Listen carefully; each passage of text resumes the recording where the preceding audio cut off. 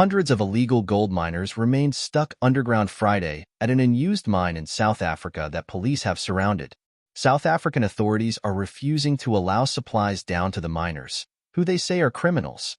Police initially thought some 4,000 illegal miners were underground at the closed Stilfontein mine, about 150 kilometers from Johannesburg.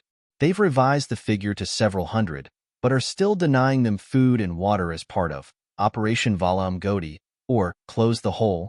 Police say they are trying to force the miners, believed to have been underground for several weeks, to resurface. They say the miners are refusing to come up, fearing arrest, or in the case of undocumented migrants, deportation. The government loses millions of dollars each year to illegal mining, according to the Minerals Council of South Africa. "We are not sending help to criminals. We are going to smoke them out," said Cabinet Minister Khumbudzo Ntshavheni earlier this week. "They will come out." Anxious relatives have gathered at the mine, hoping to send supplies down to loved ones. On Thursday, a decomposing body was recovered from the shaft. Some have accused the government of taking an inhumane position. David Van Wyk, a researcher at the Benchmarks Foundation, a nonprofit that works on issues surrounding illegal miners, said what is happening at Stilfontein is a problematic humanitarian situation. "The workers got to be there because South Africa is in a transition," he said. "Large-scale industrial gold mining is no longer profitable, and many mines are shutting down and tens of thousands of workers are losing their jobs. There's a term in South Africa for the men who risk their lives searching for gold deep underground, zama-zamas, which means take a chance in the Zulu language." Johannesburg, dubbed Egoli, or City of Gold, for the riches that lie beneath, was once a major gold mining hub. Many of the mines have closed, however, and the illegal artisanal miners have gone underground hoping to get what's left.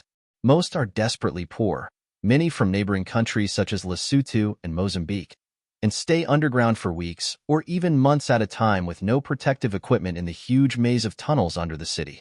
Subterranean networks and an underground economy have developed, where food and cigarettes, and sometimes prostitutes, are brought down to the men, experts say.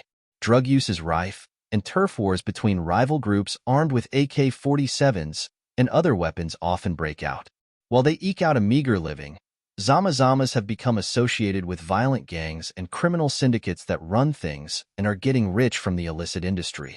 The Benchmarks Foundation's Van Wyk said his organization has recommended government regulate and legalize small-scale mining. He says there are some 6,000 abandoned mines in South Africa. "It's basically a free-for-all that has evolved, and that has resulted in mine workers becoming super-exploited," Van Wyk said. "The police never arrest the mining syndicates that control them.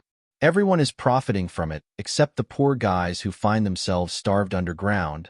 Police say more than 1,000 zama-zamas have resurfaced in Northwest Province, where the Stilfontein mine is located, since police started operations there in mid-October.